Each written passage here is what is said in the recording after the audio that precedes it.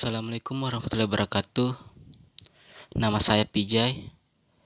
NIM saya 519012005.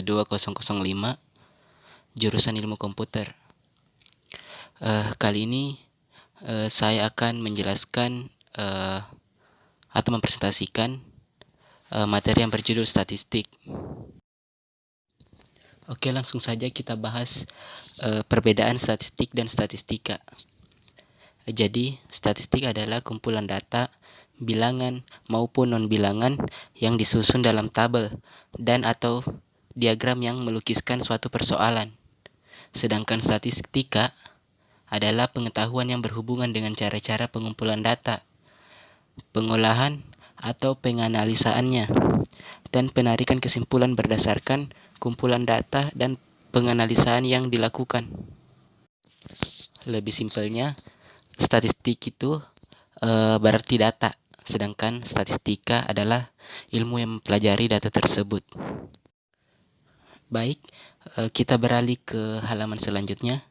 Jadi, di dalam statistik itu dikenal juga yang namanya observasi, data, populasi, sensus, sampel, dan lain-lain. Baik, yang pertama kita bahas observasi dulu. Apa sih itu observasi? Jadi, observasi adalah metode atau cara-cara yang digunakan untuk menganalisis secara sistematis. Kemudian data. Data adalah hasil observasi atau pengamatan yang telah dikumpulkan. Data dapat berupa hasil pengukuran, misalnya data tinggi badan dan berat badan, hasil pengelompokan, misalnya jenis kelamin, hasil jawaban responden terhadap suatu kuesioner, misalnya tingkat kepuasan. Selanjutnya ada populasi. Jadi populasi adalah koleksi lengkap semua elemen yang akan diselidiki. Suatu koleksi dikatakan lengkap jika ia memuat sebuah subjek yang akan diselidiki. Kemudian ada sensus. Sensus adalah koleksi data dari semua anggota dalam populasi. Dan kemudian ada sampel. Sampel adalah sebagian koleksi anggota yang dipilih dari populasi. Kita beralih ke halaman selanjutnya, jenis-jenis statistika. Jadi statistika itu ada dua jenis. Yang pertama, statistika deskriptif, dan juga yang kedua, statistika inferensi. Kita bahas yang pertama dulu, yaitu statistika deskriptif. Statistika deskriptif adalah statistika yang berkaitan dengan analisis dan deskripsi suatu grup sebagai populasinya, tanpa melakukan penarikan kesimpulan apapun untuk komunitas yang lebih luas dari grup tersebut. Yang kedua, statistika inferensi adalah statistika yang mencoba untuk membuat suatu dedukasi atau kesimpulan pada populasi dengan menggunakan sampel dari populasi tersebut. Kemudian ada tipe-tipe data. Jadi dalam statistik ada beberapa tipe data. Tapi sebelum itu kita bahas dulu parameter dan statistika ya apa pengertiannya. Jadi parameter adalah suatu ukuran numerik yang menggambarkan karakter suatu populasi. Sedangkan statistika adalah ukuran numerik yang menggambarkan karakter suatu sampel. Jadi itu perbedaannya antara parameter dan statistik. Kalau parameter yaitu menggambarkan karakter suatu populasi, sedangkan statistik itu menggambarkan karakter suatu sampel. Mengapa kita bahas terlebih dahulu parameter dan statistika sebelum masuk ke tipe-tipe data? Karena istilah inilah, maksud saya parameter dan statistik yang digunakan untuk membedakan antara data sampel dan data populasi. Seperti itu. Ini ada contohnya, contoh dari parameter dan statistik. Maksud saya ada contoh kasusnya ya. Yang pertama, berdasarkan hasil survei terhadap 50 orang mahasiswa Fakultas MIPA Universitas Pancasakti, diperoleh bahwa rata-rata IPK mereka adalah 3,75. Angka 3,7 inilah adalah statistiknya, karena ia diberikan oleh sampel yang terdiri dari 50 orang mahasiswa tersebut. Nah, contoh yang pertama itu merupakan statistik ya teman-teman. Kemudian yang kedua Ada contoh kasus yang kedua maksud saya. Berdasarkan sensus ekonomi tahun 2010, terdapat 35% rumah tangga tergolong miskin. Nah, angka 35 inilah parameternya, karena ia diperoleh dari populasi, yaitu semua rumah tangga di Indonesia. Contoh kasus yang kedua ini merupakan parameter ya teman-teman, bisa dipahami karena ia diperoleh dari populasi, yaitu semua atau seluruh rumah tangga di Indonesia. Ya kira-kira seperti itu teman-teman. Adapun contoh lain teman-teman, yaitu di bawahnya ada 3 nomor. Yang pertama, sebuah sampel mahasiswa dipilih, diperoleh bahwa rata-rata waktu belajar mandiri mereka dalam seminggu adalah 15,2 jam. Kalimat ini merupakan statistik teman-teman menurut saya, karena 15,2 jam inilah statistiknya, karena ia diberikan sampel dari sebuah sampel mahasiswa yang dipilih. Seperti itu teman-teman. Kemudian yang kedua, Dewan Perwakilan Rakyat atau DPRI saat ini terdiri dari 150 perempuan dan 350 pria. Kalimat ini merupakan parameter ya teman-teman, sekali lagi menurut saya, karena 150 perempuan dan 350 pria ini diperoleh dari populasi seluruh DPRI atau Dewan Perwakilan Rakyat Indonesia. Kira-kira seperti itu.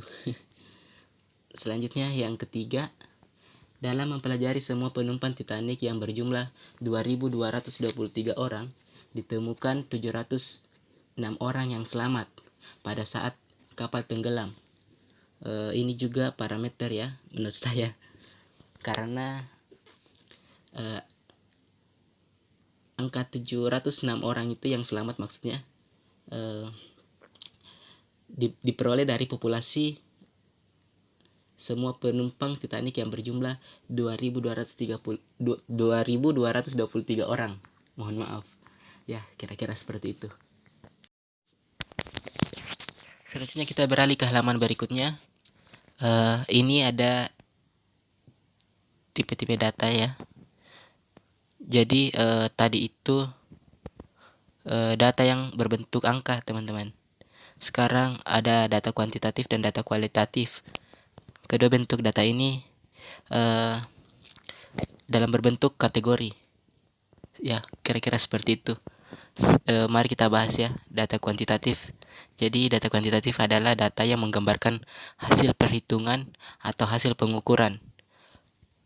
Kemudian yang kedua, data kualitatif atau data kategori adalah data yang dapat dipisahkan dalam beberapa kategori atau kelompok yang dibedakan oleh karakter, bukan numerik.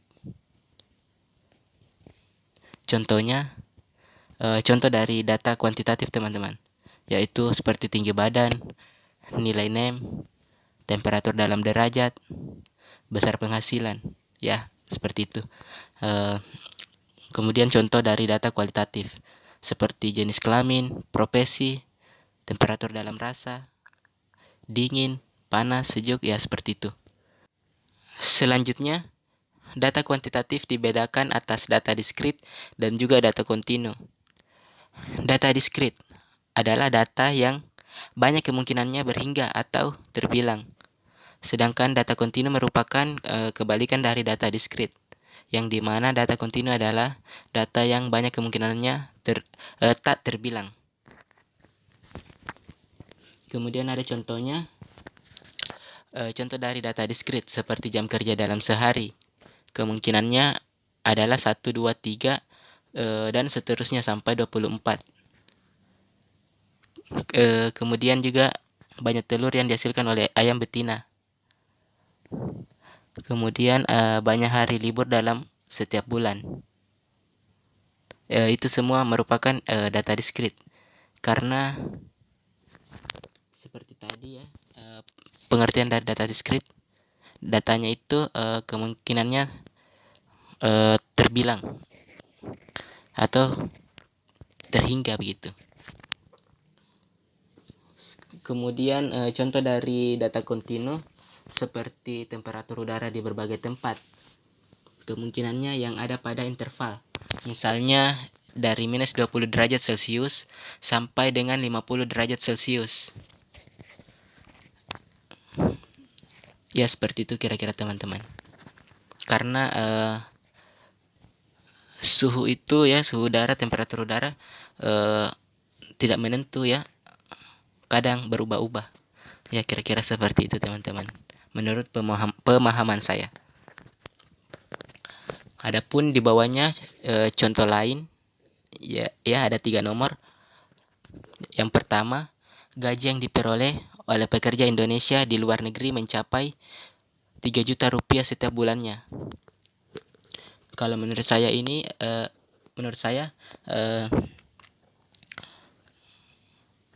kalimat ini itu diskrit, data diskrit, karena ya jumlah gajinya itu terbilang atau terhingga sampai 3 juta rupiah setiap bulannya. Mohon maaf kalau saya salah. Contoh soal yang kedua, dalam 1.560 orang pria yang disurvei ditemukan 38% dari mereka adalah perokok aktif. Kalimat ini merupakan data diskrit karena hasil surveinya itu maksudnya terbilang atau ya jumlahnya itu terhingga, yaitu 38% yang ditemukan perokok aktif dalam 1.560 orang pria ya. Kemudian contoh soal yang ketiga, suatu sampel terdiri dari sejumlah mobil. Ditemukan bahwa rata-rata beratnya adalah 1.500 kg. Kalimat ini merupakan data kontinu karena jumlah beratnya itu tidak menentu teman-teman, atau tidak terbilang, rata-rata ya kan, berarti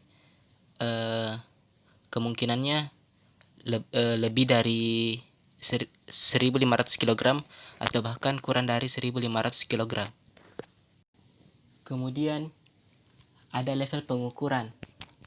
Cara umum yang digunakan untuk mengklasifikasikan data adalah ditentukan oleh 4 macam level pengukuran, yaitu level nominal, ordinal, interval, dan rasio.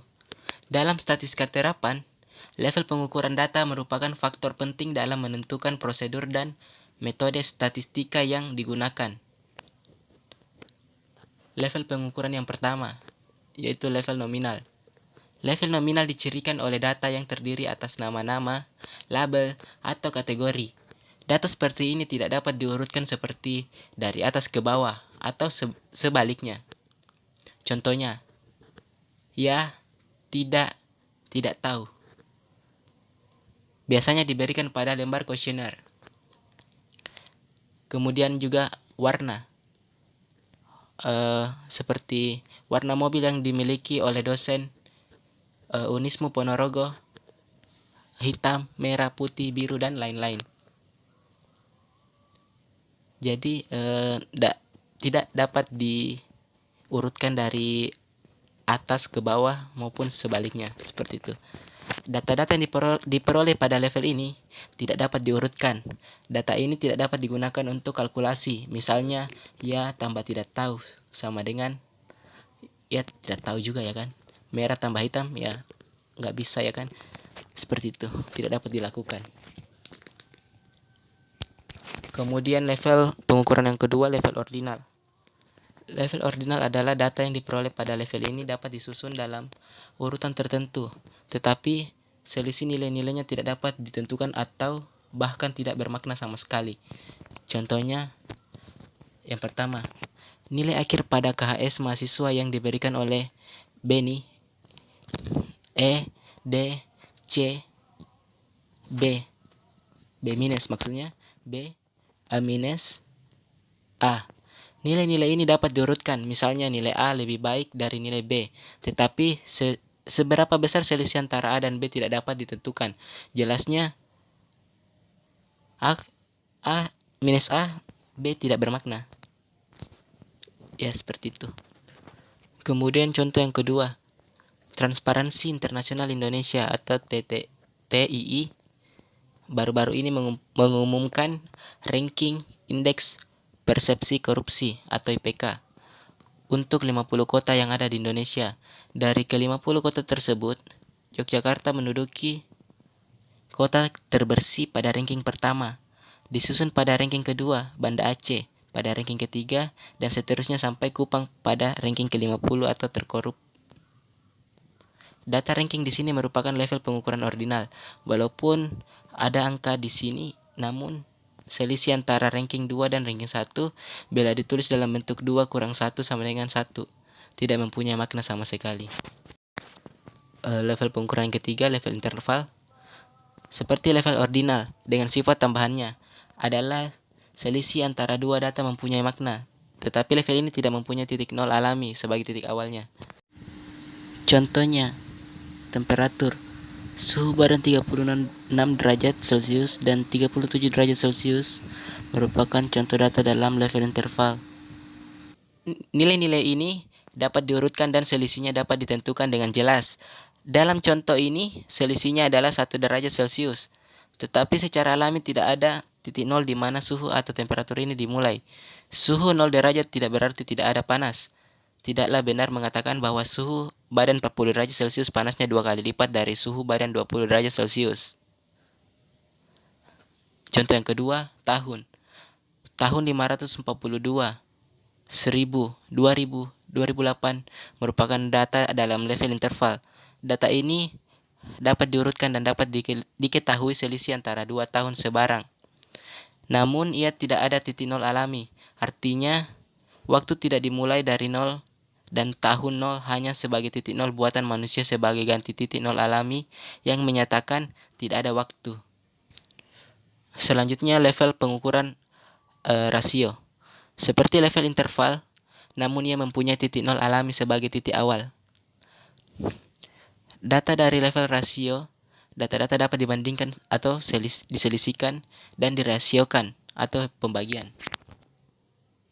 Contohnya, yang pertama harga.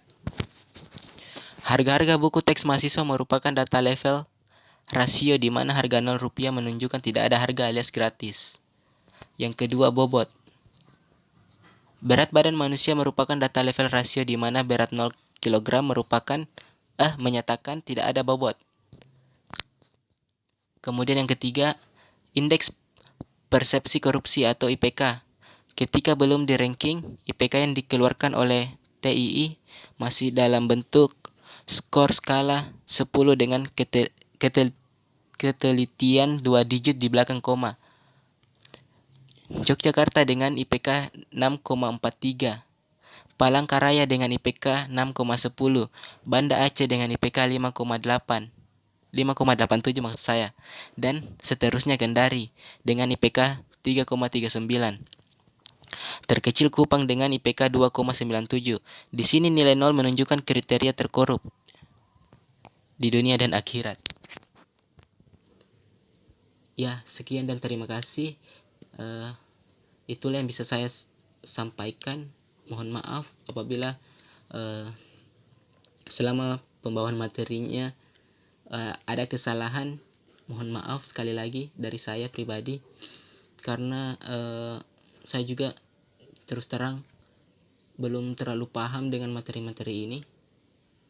Ya, apapun yang telah saya sampaikan tadi semoga ada manfaatnya untuk saya pribadi dengan yang melihat video ini juga. Terima kasih. Assalamualaikum.